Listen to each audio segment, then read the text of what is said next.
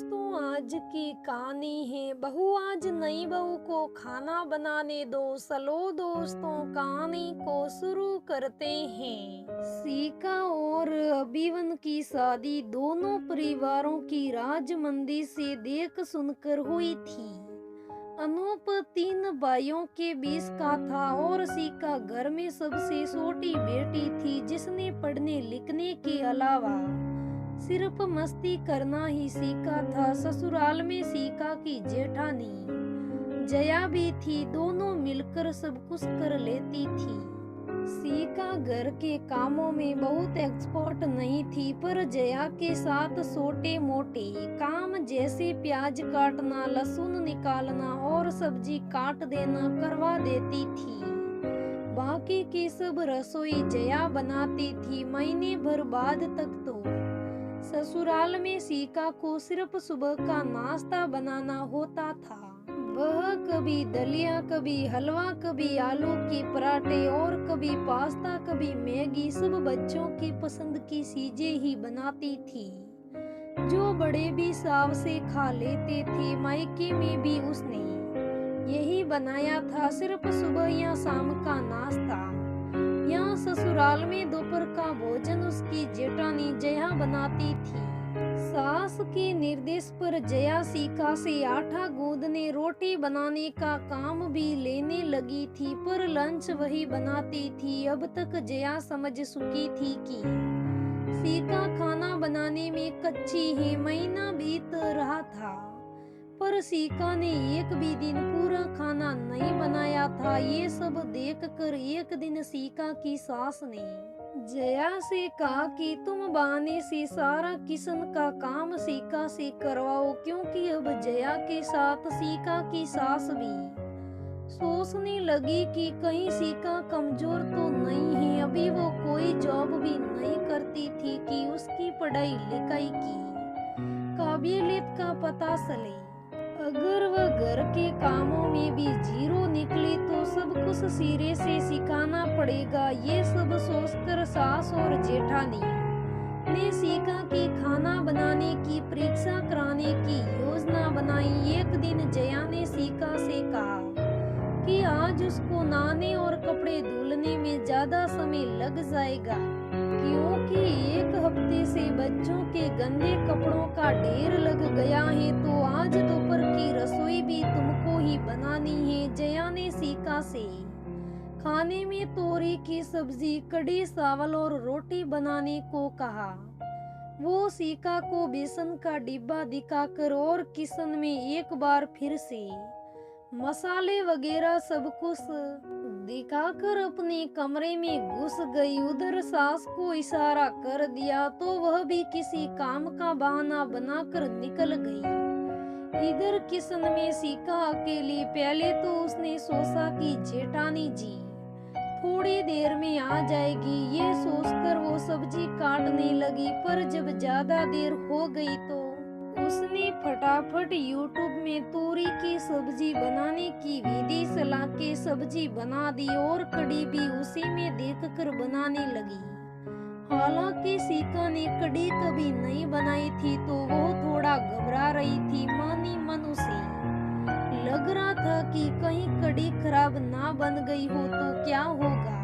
फिर भी जया को रसोई में नहीं आता देख उसने बेसन फेंटा और वीडियो के अंदाज में ही बढ़िया तलने लगी। निर्देशानुसार तड़के के लिए सीका ने हींग, मेथी, जीरा, धनिया, अजवाइन और साबुत लाल मिर्च ले लिया। थोड़ा जीरा धनिया अलग से लेकर भुना और सकले पर ही रगड़कर पीस लिया। कड़ी में डालने के लिए तोरी की सब्जी और चावल बन गए थे। बढ़िया भी तैयार हो गई थी, पर सीका की जेठानी जी का पता नहीं था। सीका बाथरूम के दरवाजे तक भी जाकर देख आई कि वो अंदर ही है। यहाँ बाहर आ गई क्योंकि सीका चाह रही थी कि कड़ी के लिए बेसन का कितना घोल बनाना है ये जया बता दे, क्योंकि उनका अंदाजा सही है। उसने पूछकर बेसन का घोल बनाने की सोच भी बेकार निकली। क्योंकि उस समय जेठानी क्या सीका की सास का भी कहीं अता पता नहीं था। जैसे दोनों मिली भगत करके नजरअंदाज हो गई थी। आज नई बहू की परीक्षा करनी है कि इसे कुछ परंपरागत चीजें बनानी भी आती है या नहीं। सिर्फ अंग्रेजी स्कूल गई है सीका के तो इस बात का अंदाजा लगाते ही कान खड़े हो गए, क्योंकि वह एक बात को मानती थी कि दुनिया में ऐसा कोई काम नहीं है जो मैं नहीं कर सकती हूँ।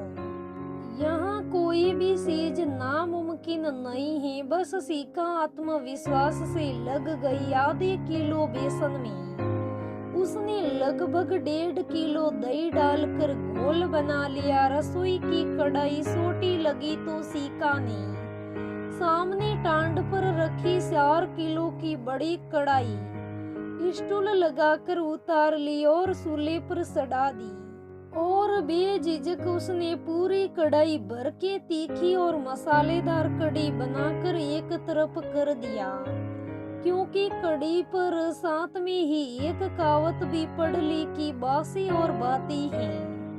बस अब ज्यादा बन जाने का भी डर खत्म और रोटियां सेकने लगी। सारी रोटियां बनाने के बाद भी जेठानी और सास को ना आते देख उसने कुछ नया भी करने का सोचा। फ्रिज में पड़े रात के चावल से क्या क्या बन सकता है कि वह सब रेसिपी देख डाली और आसान सी मीठी भात बनाने की रेसिपी सुनकर फॉलो करती गई और एक मीठा आइटम भी बना लिया। केसर और इलायची की खुशबू सूंघकर जया किचन में आई तो हैरान रह गई, इतना सब कुछ सीका ने कैसे बना लिया। सास और जेठानी की बोलती बंद थी। सास भी हैरान तो हुई, पर नई बहू पढ़ाई के साथ खाना बनाने में भी उस्ताद है ये जानकर खूब प्रसन्न हुई। बाद में जया ने कहा कि अरे मैं तो सोच रही थी कि तुम इतना सारा खाना बना नहीं पाओगी, कोई परेशानी तो नहीं हुई। सीका मुस्कुराते हुए बोली, कोई परेशानी नहीं हुई दीदी। और मन ही मन कहा कि मैं मॉडर्न बहू हूँ, गैजेट यूज करना अच्छे से जानती हूँ। आपको ये काल्पनिक कहानी कैसी लगी दोस्तों? क्या आपके जीवन में भी ऐसी घड़ी आई है जब आपने वीडियो देखकर ट्राई किया हो या फिर अच्छा बनाया हो? क्योंकि नकल में भी अक्ल की जरूरत होती है। जैसे सीका ने अपनी जेठानी और सास की बोलती बंद कर दी। दोस्तों, ये प्रेरणादायक कहानी कैसी लगी मुझे कमेंट में जरूर बताना। अगर कहानी अच्छी लगे तो लाइक करना, शेयर करना, मेरे चैनल को सब्सक्राइब करना। धन्यवाद दोस्तों, हम फिर मिलेंगे।